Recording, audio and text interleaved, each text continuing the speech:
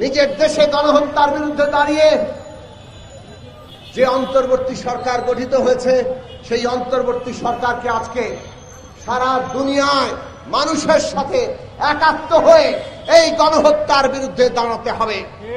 আমরা অন্তর্বর্তী সরকারের প্রধান, মাননীয় প্রধান উপদেষ্টা প্রফেসর ডক্টর মোহাম্মদ ইউনূসের কাছে পরিষ্কার করে আহ্বান করি, আপনি বাংলাদেশের যেমন প্রধান উপদেষ্টা, তেমনি শান্তিতে নোবেল পেয়ে আপনি সারা দুনিয়ার মানুষের কাছে স্বীকৃত।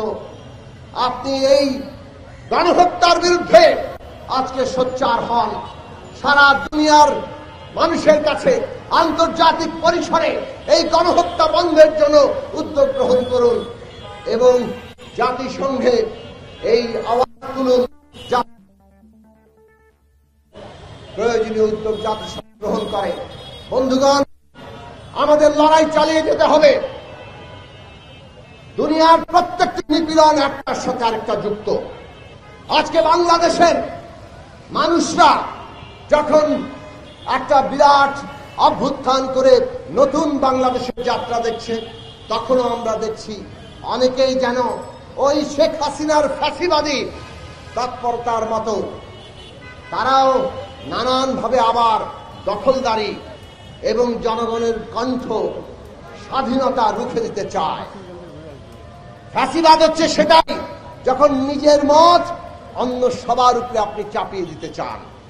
আপনি আপনার মত প্রকাশ করবেন, অন্যকে আহ্বান করবেন আপনার সাথে একমত হওয়ার জন্য, কিন্তু জবরদস্তি করার অধিকার কারণেই, জবরদস্তি মানে ফ্যাসিবাদ।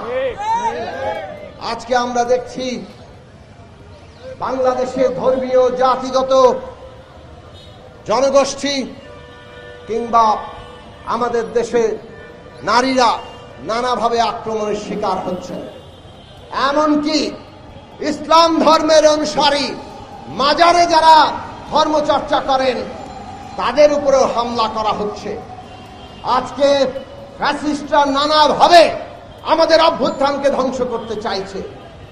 সারা দুনিয়ার মানুষের যেমন লড়াই আছে, বাংলাদেশের মানুষেরও লড়াই আছে।